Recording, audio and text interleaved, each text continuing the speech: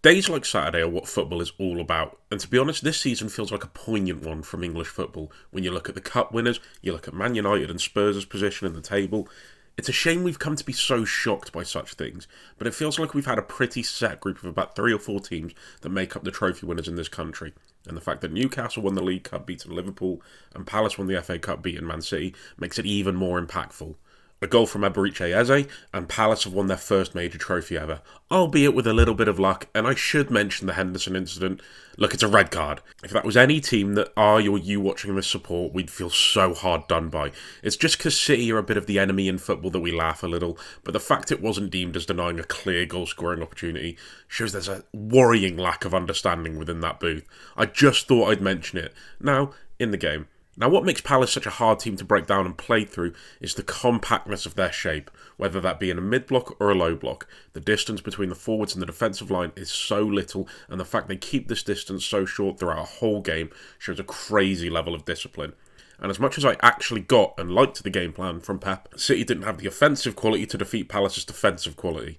Now, the one area you do get access against the back five is the area either side of the midfield too, and City's game plan was simple: to overload the half spaces and get a player free in these positions, where they could play crosses from, or if they were quick enough, through balls to the wingers who could move into space.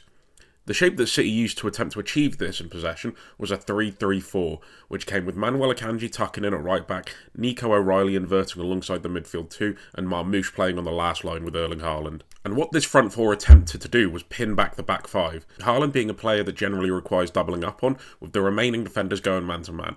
This would then cause indecision between the wide forwards for Crystal Palace. Do they engage the wider centre-backs for City and risk leaving space for O'Reilly and De Bruyne to operate in, or do they drop in and allow the wider centre-backs to carry the ball up the pitch? City were aware that the Palace central three with Mateta and the holding mids would generally stay central, Mateta dropping in on Silva with the sitting midfield two staying zonal in behind, shielding any pass into the front two while also being ready to counter-press. Kevin De Bruyne had some success in picking up the ball in these half-space positions. We know the quality he has in the half-spaces, and putting a few good crosses and a few passes to Savinho, who didn't make the most of them.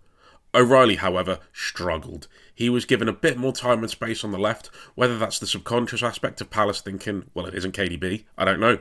His crosses were really poor, always curling it too far away from the box. Marmoush and Haaland had to break their spine to get on the end of anything he produced.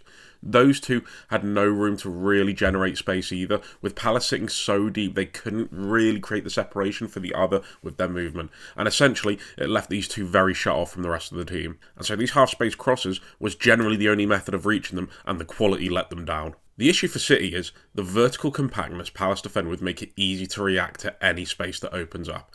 The reaction of the wide centre-backs, midfielder on that side, and the wide forward to the player receiving the ball in the half space, already being in relative close proximity to close the player down and squeeze them in and win the ball, or forcing the pass backwards, was always there if City didn't act quick enough.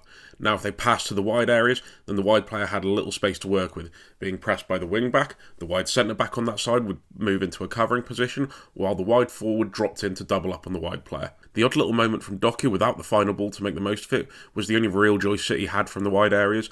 If City went back, then Palace would counter-press, which City had the technical quality and composure to retain the ball. It was effective against Villa, but City are on another level with their possession quality.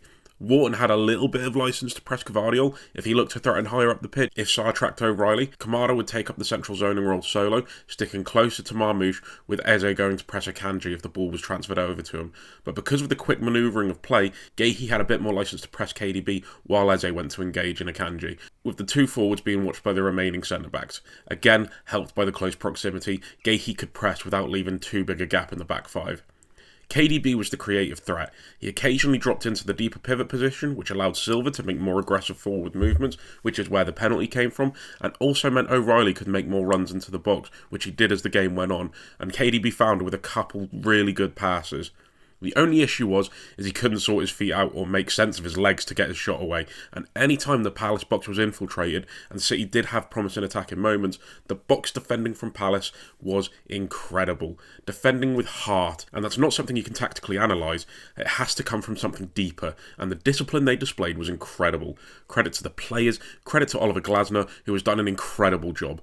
Obviously, had a little bit of luck, nobody can deny that, but don't let that take you away from the defensive job Crystal Palace did to keep City out, and also the performance of Dean Henderson, who, even though he perhaps shouldn't have been on the pitch, was fantastic. And the Palace goal displayed everything that Palace got right and everything Pep got wrong with the tactics and the lineup of Manchester City. Now, City did go to press Palace. Palace played one or two passes to bring City up the pitch, creating space in deeper areas and leaving their defensive line isolated so they could then hit long and use their direct attack and play when the moment was right. O'Reilly pressing Munoz high up the pitch was an important component to this. Another is the strength and the physicality of Mateta, who won the physical battle when the ball came up to him, holding off Gavardiol to link up with the runners.